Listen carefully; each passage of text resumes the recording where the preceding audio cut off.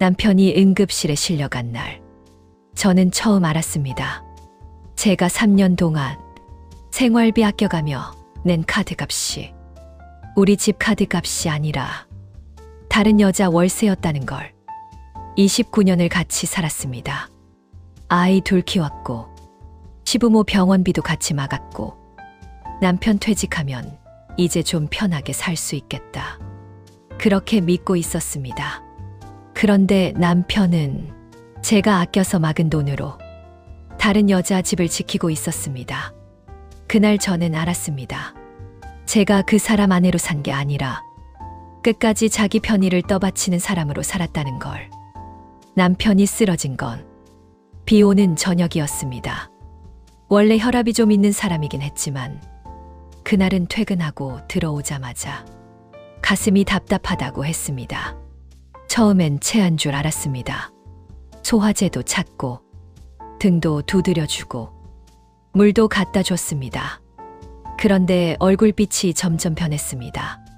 식은땀이 나고 숨이 가빠지고 말이 제대로 안 나왔습니다. 저는 바로 119를 불렀습니다. 구급차 안에서 남편 손을 잡고 있으면서도 이상하게 현실감이 없었습니다. 29년을 같이 살았는데 이 사람이 이렇게 갑자기 눈앞에서 무너질 수 있다는 게 믿기지 않았습니다. 응급실에 도착해서 서류 작성하고 보호자 설명 듣고 입원 가능성까지 얘기 듣고 나니 밤이 깊었습니다. 그날 남편은 검사 때문에 잠깐 자리를 비우게 됐고 간호사가 휴대폰을 제게 건네며 말했습니다. 보호자분이 챙겨두세요. 저는 그 휴대폰을 그저 가방에 넣어두려다가 병원비 결제 문자가 오면 확인해야 할 것 같아서 화면을 켰습니다. 남편은 원래 휴대폰 비밀번호를 바꾸지 않는 사람이었습니다. 그래서 더 의심도 하지 않았습니다. 그런데 문자창 맨 위에 낯선 이름 하나가 보였습니다. 저는 처음엔 보험 설계사 같은 사람인 줄 알았습니다. 그런데 대화창을 연 순간 심장이 내려앉았습니다. 이번 달도 감사합니다. 언니가 오기 전에 미리 보내주셔서 다행이에요. 오늘은 오지 마세요. 건너편 아주머니가 봤어요. 그 문자 3줄만으로도 제 손이 떨렸습니다. 처음엔 제가 잘못 이해한 줄 알았습니다. 그래서 더 아래로 내렸습니다. 그리고 거기에 월세, 이체 내역 사진, 관리비 얘기, 냉장고가 고장나서 바꿔야 한다는 말, 남편이 보낸 짧은 답장들이 있었습니다. 걱정하지 마. 이번 주 안에 정리할게. 내 카드 말고 저 카드로 결제했어. 저 카드. 그 말을 보는 순간 정말 머리가 멍해졌습니다. 저는 남편 카드 명세서를 최근 몇 년 동안 거의 제가 정리해 왔습니다. 생활비 줄이려고, 이상한 데 나간 돈 없는지 보려고, 자동이체 날짜 맞추려고 늘 제가 확인했습니다. 그런데 최근 3년 동안 이상하게도 카드값이 줄지 않았습니다. 아이들도 다 컸고 교육비도 예전만큼 안 들어가고 외식도 줄였고 옷도 거의 안 샀는데 카드값은 늘 비슷하거나 더 나왔습니다. 저는 그때마다 우리도 나이 드니 병원비가 많아졌나 보다, 공과금이 늘었나 보다, 생활비가 다 그렇지 하고 넘겼습니다. 그리고 제가 먼저 아꼈습니다. 좋은 반찬 덜 사고, 제 옷 안 사고, 친정 부모님 용돈도 조금 줄이고, 남편 퇴직하면 그때 좀 쉬자며 참고 또 참았습니다. 그런데 그 돈이 다른 여자 월세였던 겁니다. 응급실 복도에서 저는 한동안 숨도 제대로 못 쉬었습니다. 병원은 차갑고 형광등은 너무 밝고 멀리서 기계 소리가 들리는데 그 모든 게 갑자기 멀어지는 기분이었습니다. 29년을 같이 살았는데 저는 제 남편이 다른 여자 집 월세를 내주고 있다는 걸 응급실에서 처음 알았습니다. 그날 밤 저는 병원 의자에 앉아 남편 휴대폰을 끝까지 봤습니다. 거기엔 더 많은 게 있었습니다. 가전제품, 영수증 사진, 장 본 사진, 남편이 보낸 계좌이체 내역. 이번엔 카드값이 커서 미안해요. 그 여자 메시지까지. 제가 특히 무너졌던 건 그 메시지 하나였습니다. 이번 달 언니 카드값 때문에 걱정 많이 했죠.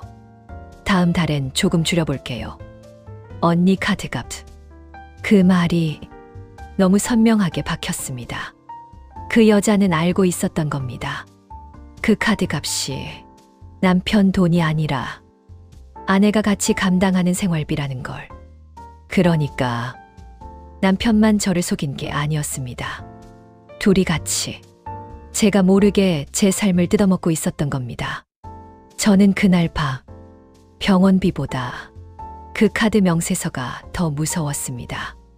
왜냐하면 그 돈은 단순한 돈이 아니었으니까요. 제가 마트에서 한 번 더 가격표 보고 내려놓은 곡이었고, 딸 코트 사주려다 다음 달로 미뤘던 돈이었고, 남편 퇴직 후 작은 여행이나 한번 가자며 아껴둔 시간이었으니까요. 그게 다 남의 집 월세였던 겁니다. 저는 남편이 잠에서 깨자마자 바로 따지지 못했습니다. 응급실이었고 의사도 오가고 있었고 무엇보다 제가 아직도 어딘가에서는 오해였으면 좋겠다고 바라고 있었으니까요. 하지만 다음 날 병실로 옮기고 나서 저는 휴대폰을 남편 앞에 내려놨습니다. 남편은 화면에 떠 있는 대화창을 보자마자 표정이 굳었습니다. 그 짧은 표정이면 충분했습니다. 모르는 사람 표정이 아니라 들킨 사람 표정이었으니까요. 저는 딱 한마디만 했습니다. 이게 뭐야? 남편은 처음엔 아무 말도 못했습니다. 제가 다시 물었습니다. 3년이야? 내가 낸 카드값이 이 여자 월세였어. 그제야 남편이 정말 작게 말했습니다. 처음엔 잠깐일 줄 알았어. 그 말을 듣는 순간 정말 웃음이 났습니다. 잠깐이요. 그 잠깐이 3년이었습니다. 제가 3년 동안 아껴가며 참고 살았고 퇴직하면 좀 나아지겠지 하며 버틴 시간이었습니다. 저는 남편에게 물었습니다. 내가 마트에서 10,000원 아끼려고 2번, 3번 내려놓은 건 알아? 내가 딸한테 다음 달에 사주자고 미룬 건 알아? 내가 우리 노후 자금 생각하며 버틴 그 카드값이 남의 집 월세였다는 것 당신은 아무렇지도 않아? 남편은 계속 같은 말만 했습니다. 자기도 정리가 안 됐다. 끊으려고 했다. 그 여자도 형편이 어려웠다. 이제 끝내려고 했다. 사람이 정말 비겁하면 사과보다 핑계가 먼저 나옵니다. 저는 그날 알았습니다.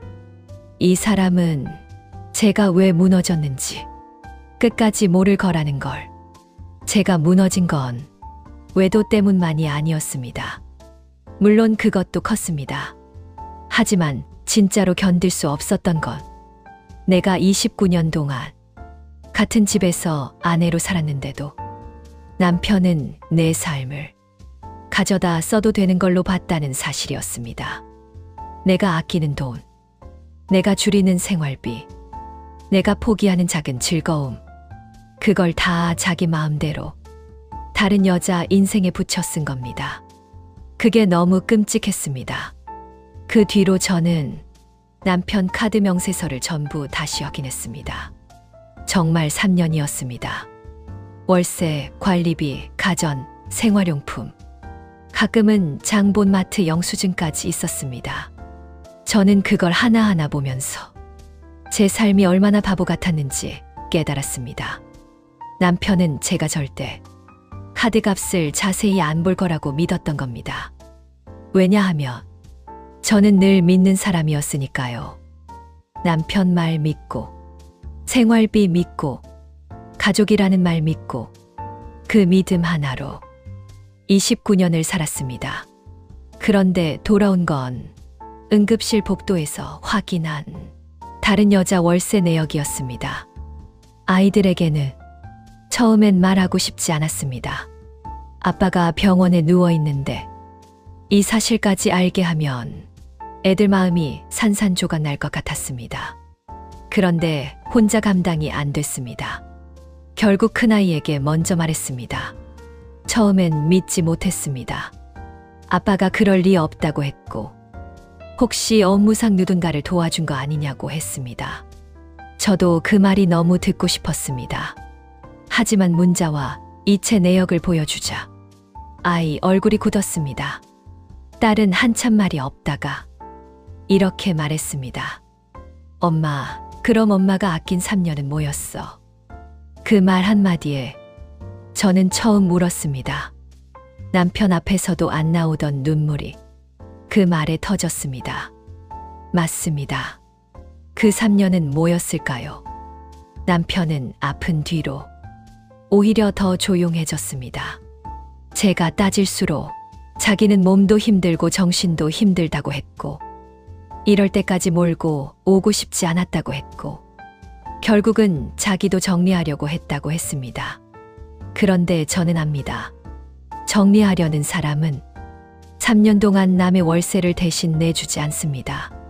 정리하려는 사람은 아내의 카드값으로 다른 여자 냉장고를 바꿔주지 않습니다. 정리하려는 사람은 응급실에 실려갈 때까지 숨기지 않습니다. 지금도 누군가는 말합니다. 그래도 아픈 사람인데 좀 덮어줘라. 남자들 나이 들면 외롭기도 하고 그럴 수도 있지 않겠냐. 돈 좀 쓴 걸로 그렇게까지 하냐. 그런데 저는 그렇게 생각하지 않습니다. 그건 돈 좀 쓴 게 아닙니다. 그건 제 삶을 가져다 쓴 겁니다. 제가 포기한 시간, 제가 줄인 생활, 제가 아껴 만든 숨통을 남편은 다른 여자 집살림으로 돌린 겁니다. 그건 외도보다 더 깊습니다. 왜냐하면 그건 제 존재를 당연하게 소비한 일이기 때문입니다. 저는 남편 응급실에서 그 사실을 알았습니다. 그리고 그날 제 결혼 29년이 끝났습니다. 서류상 이혼을 그날 한 건 아니지만 제 마음은 그날 끝났습니다. 제가 남편에게 바란 건 완벽한 사랑이 아니었습니다. 그저 내가 아끼고 버틴 만큼은 같은 편이어 주길 바랐을 뿐입니다. 그런데 남편은 끝까지 제 편이 아니었습니다. 여러분이라면 29년 산 남편이 내 카드값으로 다른 여자 월세를 내고 있었다는 걸 알게 됐을 때 그 병실을 끝까지 지키셨을까요? 아니면 저처럼 그날부터 마음을 거두셨을까요? 이런 실사형 사연이 계속 궁금하시면 지금 구독해 두시고 다음 이야기도 함께 해주세요.